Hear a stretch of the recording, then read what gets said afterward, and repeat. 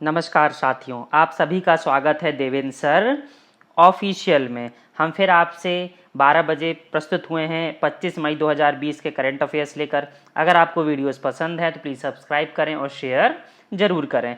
चलिए हम चलते हैं आज के पहले करंट अफेयर की तरफ। तो आज का हमारा पहला प्रश्न है कि वित्त मंत्री निर्मला सीतारमण के द्वारा किन उपकरणों के आयात शुल्क पर 20% की वृद्धि कर दी गई है। तो भाई ग्रीन एनर्जी इक्विपमेंट्स के ऊपर 20% की आयात शुल्क लगा दिया गया है। इसका उद्देश्य यह है कि जो स्थानीय उपकरण हैं उनका क्या करना, ज़्यादा से ज़्यादा उपयोग करना और चीनी उपकरणों के आयात को कम करना, है ना भाई। हम रिन्यूएबल एनर्जी के ऊपर ज़्यादा जोर दे रहे हैं, खास तौर से ग्रीन एनर्जी। आपको पता होगा कि भारत विश्व का तीसरा सबसे बड़ा ऊर्जा उपभोक्ता है। सबसे ज़्यादा ऊर्जा उपभोक्ता कौन है? United states of America. दूसरे नंबर पर है चीन और तीसरे नंबर पर आता है भारत का नाम।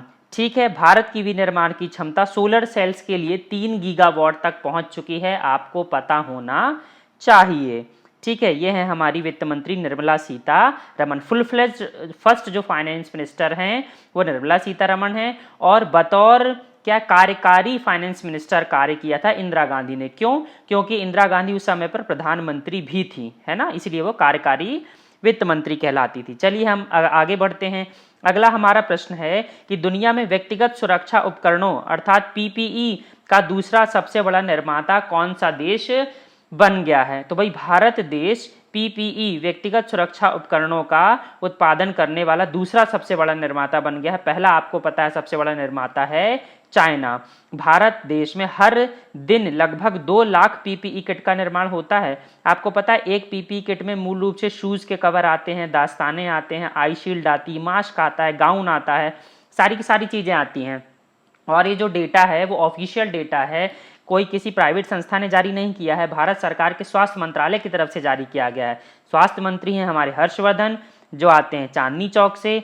और आप पीपी किट की ये फोटो देख सकते हैं जिसमें सारी की सारी चीज़ें आपको साफ साफ दिख रही हैं, ताकि जो डॉक्टर्स हैं और जो पैरामेडिकल स्टाफ है वो किसी बीमारी से ग्रसित ना हो। ठीक है, अगला हमारा प्रश्न यह है कि ओपन स्काईज ट्रीटी है ना 2002 से किस देश ने अपना नाम वापस ले लिया है? तो संयुक्त राज्य अमेरिका ने ओपन स्काई संधि 2002 से अपना नाम वापस ले लिया। यह संधि प्रभाव में आई थी 1 जनवरी 2002 से।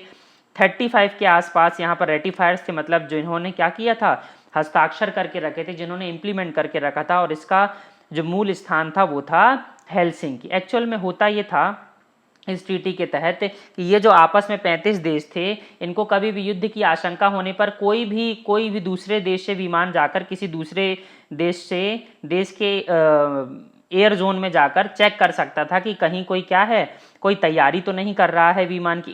बिल्कुल इंस्टेंट नोटिफिकेशन पर ये सब चीज़ें कर सकता था।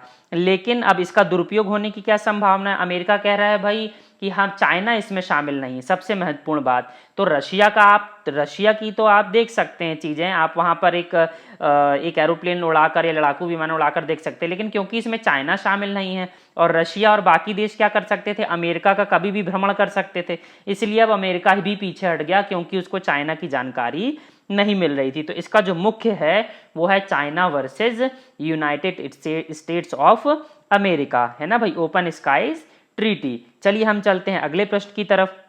अगला प्रश्न है हमारे पास कि डिजिटल इंडिया प्रोग्राम की पहल को आगे बढ़ाते हुए किस ऐप पर भारत मौसम विज्ञान विभाग मतलब मेट्रोलॉजिकल डिपार्टमेंट ने अपनी सूचनाएं प्रदान करना शुरू कर दी है? तो भाई उमंग ऐप बहुत महत्वपूर्ण ऐप है, ये मैं आपको पहले भी बता चुका हूं। इस उमंग का फुल फॉर्म है unified mobile application for new age governance. याद कर लीजिए, आपको ये उमंग का फुल फॉर्म भी पूछने को आ सकता है। मैं फिर से रिपीट कर रहा हूं, unified mobile application for new age governance, Umang app. अब यह है क्या? यह भारत सरकार का ऑल इन वन सिंगल एकीकृत सुरक्षित मल्टी चैनल मल्टी प्लेटफॉर्म बहुभाषी मल्टी सर्विस मोबाइल ऐप है जो केंद्र और राज्य सरकार की विभिन्न संगठनों की महत्वपूर्ण सेवाओं की सुविधा एक ही प्लेटफॉर्म पर प्रदान करता है। यही महत्वपूर्ण है इस उमंग ऐप में, आप याद रखिएगा। अब देखिए इसमें क्या है, वर्तमान समय में केंद्र सरकार के 127 डिपार्टमेंट्स और 25 राज्यों की लगभग 600 सेवाएं और 180 उपयोगी बिल भुगतान, है ना, जो आप क्या करते पे करते, सारी की सारी सेवाएं इस only one application, mobile application में आपको प्रोवाइड करा दी जाती है। एंड्रॉयड में भी है, ये एप्पल में भी चलता है और बाकी प्लेटफॉर्म में भी चलता है। और 2 करोड़ से ज़्यादा क्या है इसके सब्सक्राइबर है, याद रखिए ये महत्वपूर्ण है। 2 करोड़ से ज़्यादा यह डाउनलोड किया जा चुका। साथ ही साथ आप क्या कर सकते हैं, डिजी लॉकर तक भी इसमें पहुंच बना सकते हैं। डिजी लॉकर के बारे में आपको पता है बहुत ही अच्छे से, है ना। भारत सरकार की योजना है कि आप सारे डॉक्यूमेंट्स को क्या करिए, डिजी लॉकर में सेव करके रखें, ताकि बार बार आपको हार्ड कॉपी के जरिए वेरिफिकेशन की जरूरत ना पड़े। तो ये है हमारा उमंग एप्लीकेशन, ठीक है, बहुत महत्वपूर्ण है। मैं चाहूंगा कि आप लोग भी डाउनलोड करें और इस सेवा का उपयोग करें, ताकि बहुत सारे आपको एप्लीकेशन डाउनलोड ना करना पड़े भारत सरकार की और अपनी राज्य सरकार की तरफ से।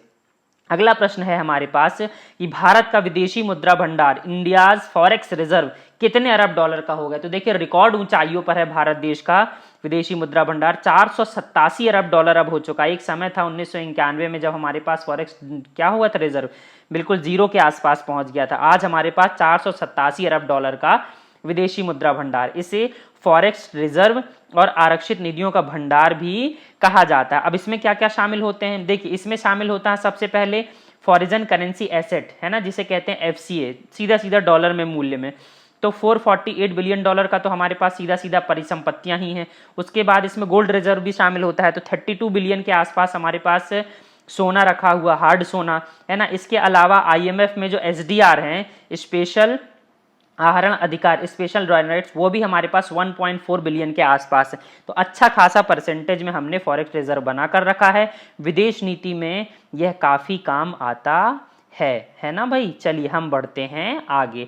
नेक्स्ट हमारे पास प्रश्न है कि किस राज्य ने राष्ट्रव्यापी लॉकडाउन के कारण प्रभावित अपने राज्य के MSME क्षेत्र को सहारा देने के लिए रीस्टार्ट नाम के एक नए कार्यक्रम की शुरुआत की है। तो रीस्टार्ट नाम का एक नया कार्यक्रम शुरू किया है आंध्र प्रदेश की सरकार ने। लगभग यह प्रोग्राम 1100 करोड़ रुपए का है, जो कि आंध्र प्रदेश सरकार के मुख्यमंत्री YSR जगनमोहन रेड्डी के द्वारा खर्च किया जाएगा।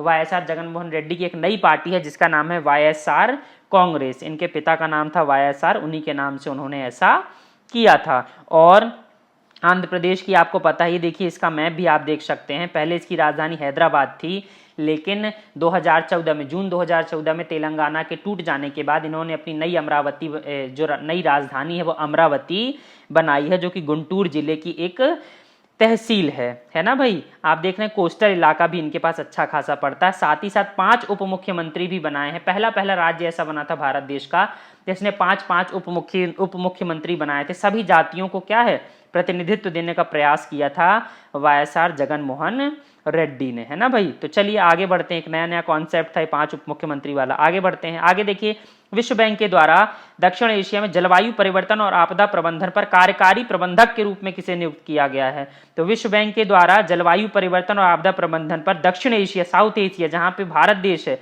वहां का कार्यविधि प्रबंधक नियुक्त किया आभास झा को। आभास झा यह भारतीय हैं, जी हाँ बिल्कुल सही समझ रहे हैं। 2001 में इन्होंने वर्ल्ड बैंक ज्वाइन किया था। वो इसके पहले भी बहुत सारी इंटरनेशनल ऑर्गेनाइजेशन से बहुत सारे बड़े बड़े पदों में कार्य कर चुके हैं। ये बांग्लादेश, भूटान, भारत, श्रीलंका के भी बैंक कार्यालय में काफ़ी समय तक डायरेक्टर के पद पर भी कार्य कर चुके हैं। तो देख सकते हैं भाई आप, आभास झा। अगला प्रश्न देखिए, केंद्र सरकार के द्वारा अम्फान तूफान से हुए नुकसान की भरपाई के लिए पश्चिम बंगाल को कितने हजार करोड़ रुपए का राहत पैकेज दिया गया है। तो केंद्र अभी नरेंद्र मोदी हवाई सर्वेक्षण पर निकले थे अम्फान तूफान के पश्चिम बंगाल में, उसी समय पर उन्होंने 1000 करोड़ रुपए के आर्थिक पैकेज की बात कही है। मुख्यमंत्री हैं पश्चिम बंगाल की Mamata Banerjee, all India Trinamool Congress party की, एक राष्ट्रीय पार्टी है, और राज्यपाल है पश्चिम बंगाल के जगदीप धनखड़। आप देख सकते हैं पश्चिम बंगाल, है ना। अगला प्रश्न है हमारे पास कि भारतीय वायुसेना ने कितने करोड़ रुपए की 3 बड़ी अधिग्रहण परियोजनाओं को रोकने का निर्णय लिया है। तो 8000 करोड़ रुपए की जो बड़ी अधिग्रहण परियोजनाएं थी, जिसमें मैंने तीनों परियोजनाएं आपके सामने लिख दी हैं। एक पिलाटस बेसिक ट्रेनिंग विमान खरीदना था, इसे पोस्टपोन कर दिया गया है। एक हॉक ट्रेनर विमान खरीदना था, इसे भी आगे बढ़ा दिया गया है। और एक जगुआर री इंजनिंग, जगुआर में नए इंजन लगाना था फॉरेन से लाकर, ताकि उसकी कैपेसिटी बढ़ जाती, इसे भी हाल फिलहाल में क्या कर दिया गया, रोक दिया गया है। भारतीय वायुसेना के प्रमुख हैं air chief marshal RKS Bhadauria. Logo आप सामने देख सकते हैं।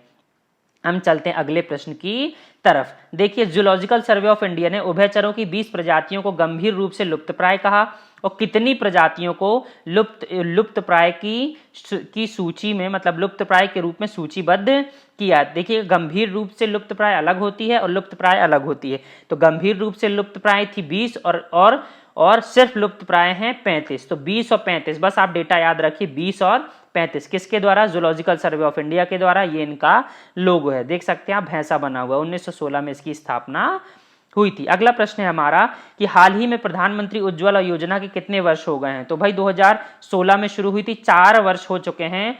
8 करोड़ से ज्यादा परिवार लाभान्वित हो चुके हैं। 8,500 करोड़ रुपए से ज्यादा डीबीटी, डायरेक्ट बेनिफिट, ट्रांसफर किया जा चुका है। इसका मुख्य उद्देश्य था ग्रामीण क्षेत्रों में जो गरीब परिवार हैं उनको खाना पकाने के लिए ईंधन उपलब्ध कराना। अतः हमारे करंट अफेयर्स खत्म होते हैं। अगर आपको पसंद है तो प्लीज लाइक करें, शेयर करें, सब्सक्राइब करें, बेल आइकन को क्लिक करें।